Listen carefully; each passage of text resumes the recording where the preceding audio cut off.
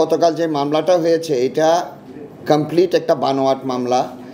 এখানে যেটা হয়েছে, এই মহিলা গত দীর্ঘ 4-5 বছর ধরে এখানে একটি স্পা সেন্টার চালাতেন। তো আমরা ফার্স্ট ফ্লোরে আছি আর ওনারা সেকেন্ড ফ্লোরে আছেন। তো আমাদের আগে অ্যাকচুয়ালি আনফর্চুনেটলি কোনো সময় দেখা হয়নি, আজকেই প্রথম দেখা। আমরা 2022 পর্যন্ত ওই বিল্ডিংয়ে আমাদের রেডিও আমারের অফিস অপারেশনে ছিলেন। এরপরে আমরা ওটা ওই বিল্ডিংয়ের যে পরিস্থিতি হয়ে গেছে, আমি নিজে পার্সোনালি গত 4 বছর ওই বিল্ডিংয়ে পর্যন্ত যাইনি। আমার ভাই বোধহয় আরও বেশি সময় ধরে ওখানে যাননি। এছাড়া ওনারা কন্টিনিউয়াসলি অফিস ওখানে করে আসছেন গত সপ্তাহ পর্যন্ত।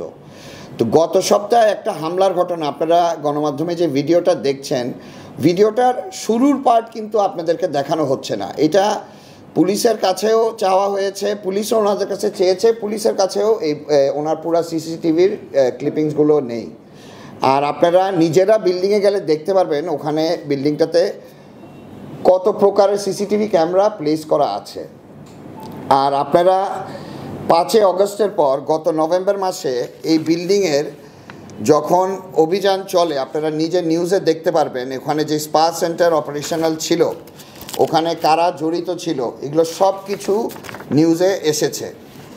এরপরে আমরা গত সপ্তাহে যেই অ্যাটেম্প টু মার্ডার, আমাদের একজন অফিস এমপ্লয়ির উপর যে অ্যাটেম্প টু মার্ডারটা আপনার ভিডিওতে যেটা দেখছেন, ওনার শরীরে যেই ইলেকট্রিক অস্ত্রটা নিয়ে শক দিয়ে দিয়ে তাকে লোহা দিয়ে মাথা ফেটিয়ে ফেলছে, লাঠি দিয়ে মেরে, এগুলো ভিডিওতে ক্লিয়ার আছে। ওনার হাতে ওই ইলেকট্রিক অস্ত্রটা আগুন জ্বলছিল, ওটাও পরিষ্কার দেখা যায়।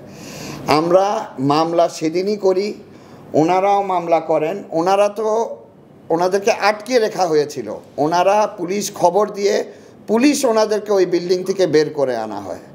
তো এরপরেও উনি কি বুঝে কি উদ্দেশ্যে এই মামলাটা করে আসছে, এটা এক চিন্তার বিষয়।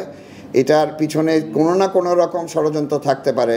আমার কাছে আবেদন, আপনারা পরিষ্কার, আপনারা নিজেরাও যদি এই বিল্ডিংয়ে এখন যেতে চান, আপনারা অ্যাকচুয়াল অবস্থান দেখতে পারবেন। এটা লুকাচুরি, পুরা এলাকা জানে, গুলশান সোসাইটি জানে ওই বিল্ডিংয়ে কী হয়।